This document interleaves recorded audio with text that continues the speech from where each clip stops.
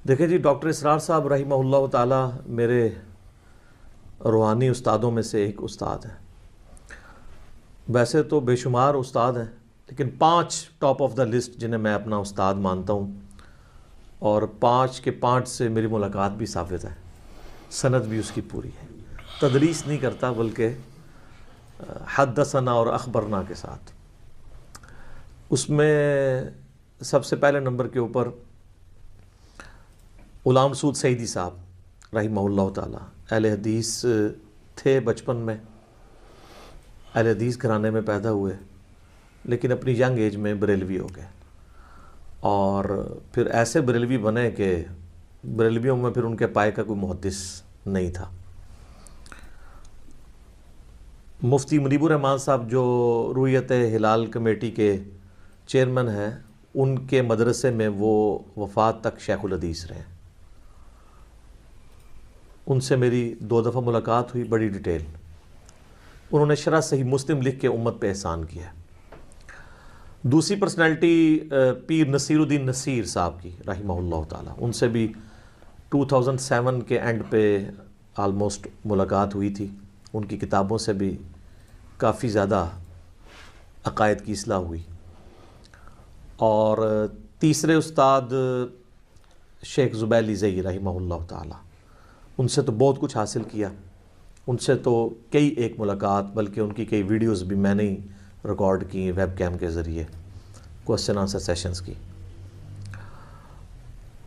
چوتھے استاد مولانا اسحاق صاحب رحمہ اللہ تعالی فیصل آباد والے، جن سے میرا ڈیٹیلڈ انٹرویو بھی ریکارڈڈ ہے یوٹیوب کے اوپر۔ ان سے ملاقات تو ایک ہی ہوئی، لیکن ان کے لیکچر سے کافی زیادہ اکتساب کیا۔ اور 5ویں استاد ڈاکٹر اسرار صاحب رحمہ اللہ تعالی، 14 اپریل 2010 کو ان کی ڈیتھ ہوئی۔ جنازے پہ بھی میں الحمدللہ حاضر تھا۔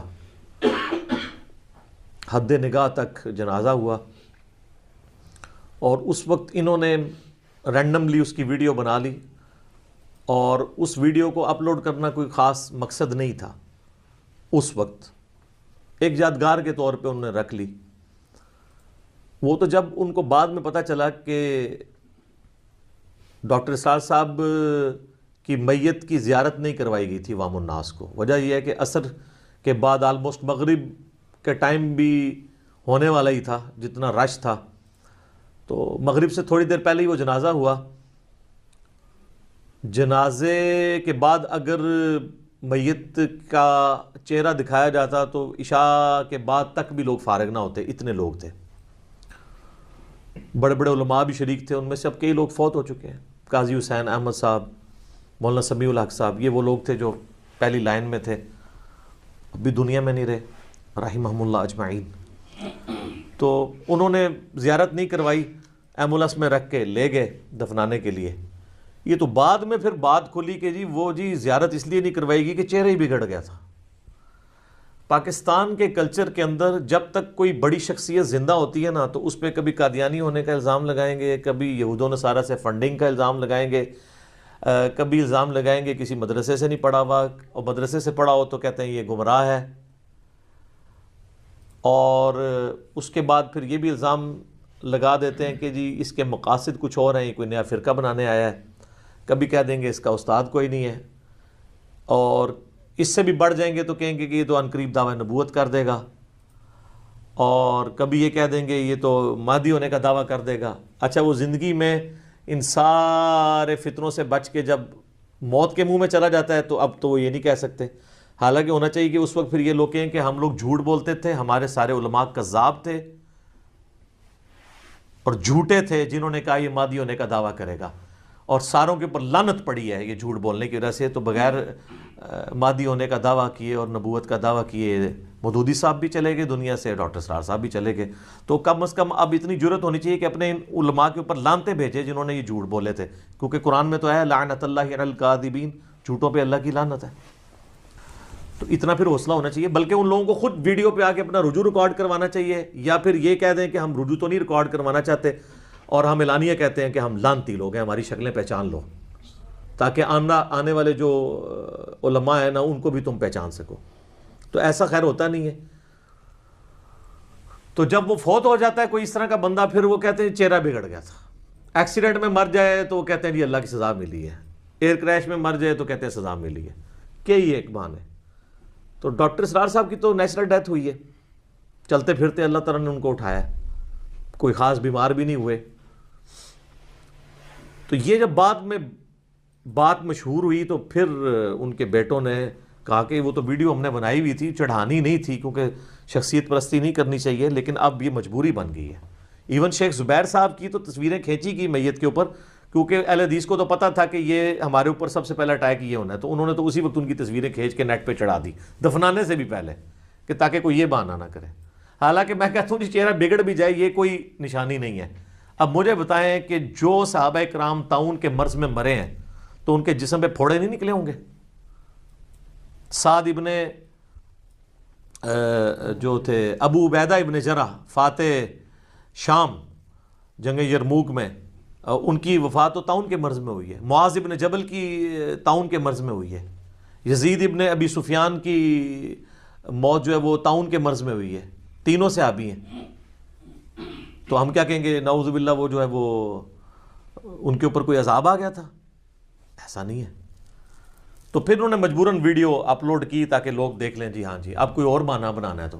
بلکہ مجھے تو یہاں تک یعنی ان کے گھر والوں سے یہ خبر پتہ چلی ڈاکٹر اسرار صاحب کے، کہ ہمیں یہ بڑا فل خطرہ تھا اس بات کا کہ ڈاکٹر صاحب کے چہرہ دکھانے کے دوران ان پہ اٹیک کر کے ان کے جسم کو مسخ کرنے کی بھی کوشش کی جائے گی۔ کچھ ایسے شرانگیز لوگ بھی اس میں شامل تھے، اور یہاں تک نہیں بلکہ وہ کہتے ہیں ہم نے آلموسٹ 2 ہفتے تک ڈاکٹر اسرار صاحب کی قبر پہ 24 گھنٹے پہرا دیا ہے مختلف شفٹوں کے اندر۔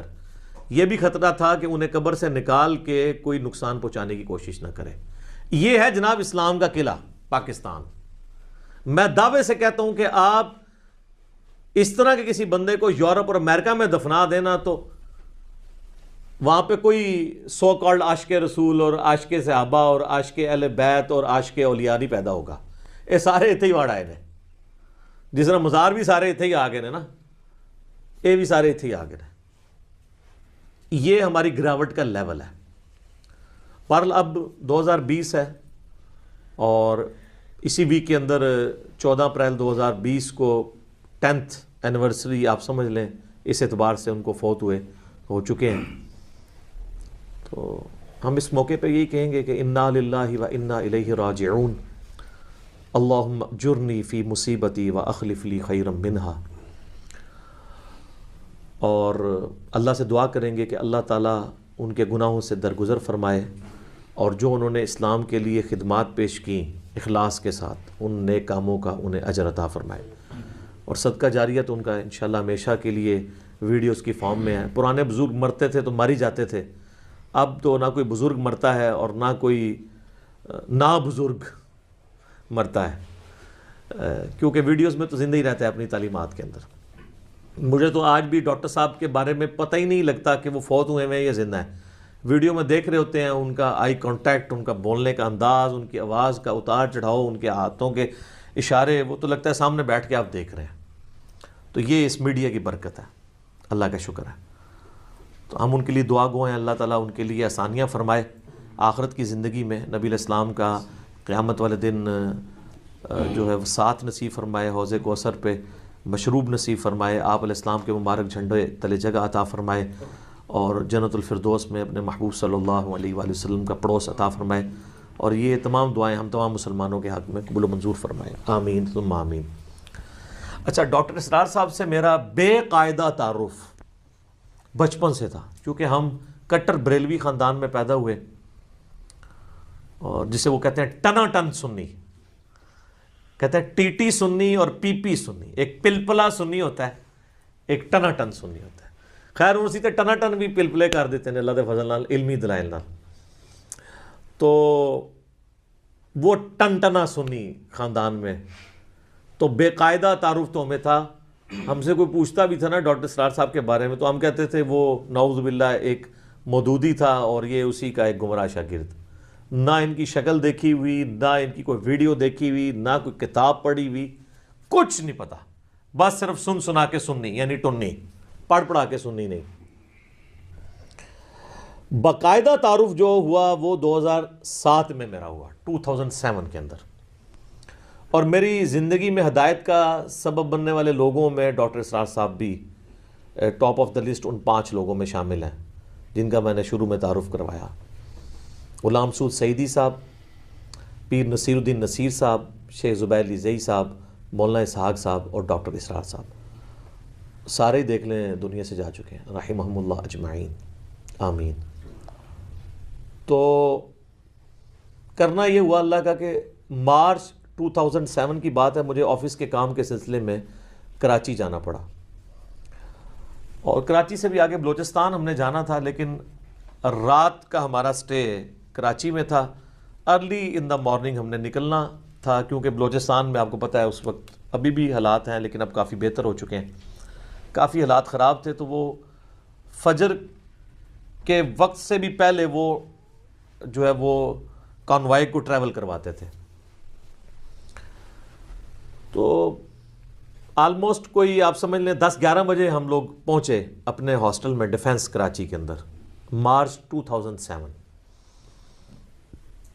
پہلے میں نے ارادہ کیا کہ کمرے میں سو جاؤں, پھر میں نے کہا یار زور کی نماز جماعت سے رہ جائے گی. خیر انتظار کیا, جب اذانیں شروع ہوئیں تو میں نے جو وہاں پہ چوکیدار تھا اس سے پوچھا کہ مسجد ہے قریب. اب مجھے کوئی ڈاکٹر اسرار صاحب کو نہ میں نے دیکھا ہوا ہے, نہ ڈاکٹر اسرار صاحب کا کوئی اس طرح کا باقاعدہ تعارف ہے. بے قاعدہ تعارف تو آپ کو میں نے بتا دیا کیا تھا. تو اس نے کہا جی یہاں سے کوئی 15 منٹ کی واک کے اوپر مسجد ہے. راستہ اس نے بتایا, لیکن پھر بھی پوچھ کے ہی جانا پڑا, کئی ایک گلیاں مڑنی پڑی. تو الٹیمیٹلی خیر میں مسجد میں پہنچنے میں کامیاب ہو گیا. بہت بڑی مسجد. جب پہنچا تو جماعت مکمل ہو چکی تھی. اب میری عادت ہے کہ میں جماعت کے بغیر نماز نہیں پڑھتا. میں وضو خانے پہ کھڑا ہو گیا, کچھ لوگ وضو کر رہے تھے. میں نے کہا کہ جی ہم جماعت کروا لیتے ہیں. انہوں نے کہا جی ٹھیک ہے کروا لیتے ہیں. تو جماعت کے ساتھ نماز پڑھی. بعد میں سوچنا شروع ہو گیا کہ یہ کسی مولوی نے آ کے ڈانٹا نہیں ہے, تو لگتا ہے یہ بریلویوں کی مسجد ہے یا اہل حدیث کی ہے, کیونکہ دیوبندیوں نے تو ایک اپنا خود ساختہ فارمولہ بنایا ہوا ہے. پھر میں جب مسجد کے اندر گیا تو مسجد بہت بڑی مسجد. یہ وہی مسجد ہے جس کے اندر ڈاکٹر اسرار صاحب نے 1998 میں بیان القرآن ریکارڈ کروایا تھا کراچی ڈیفنس کی. لیکن مجھے نہیں پتا تھا کیڑا بیان القرآن تھے, بلکہ کیڑا قرآن. پھر میں عرض کیوں نہ کروں کہ مرنے سے پہلے اے مسلمان کر لے اس پہ غور, کتابوں کا خدا اور ہے, بابوں کا خدا اور. ہم تو بابوں کے خدا کو مانتے تھے. کتابیں, وحی, ریویلڈ نالج, یہ چیزیں کہاں پتہ تھی. بس ایک روایتی دین پہ چل رہے تھے.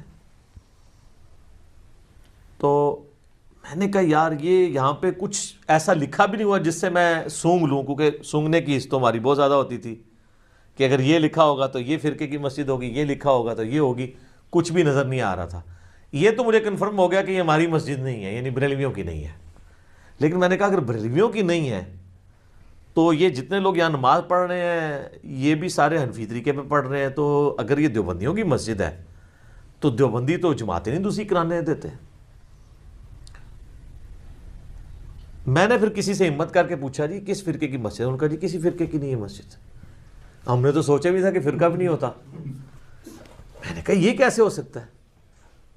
تو انہوں نے کہا نہیں یہ قرآن اکیڈمی ہے, ادھر کوئی بھی آ کے نماز پڑھ سکتا ہے, کوئی ایسا مسئلہ نہیں ہے. خیر میں نے کہا جی کوئی ادھر کوئی لائبریری, کوئی مولوی, کوئی حضرت صاحب چلو ہم ملیں, کیونکہ مجھے بھی جب شام تک ٹائم گزارنا تھا نا سینگ پھنسانے کا, تو ہمیں شروع سے ہی اللہ کے فضل سے شوق تھا. تو انہوں نے کہا جی نیچے ایک بنی ہوئی ہے لائبریری ٹائپ, مکتبہ بھی ہے, وہاں آپ چلے جائیں.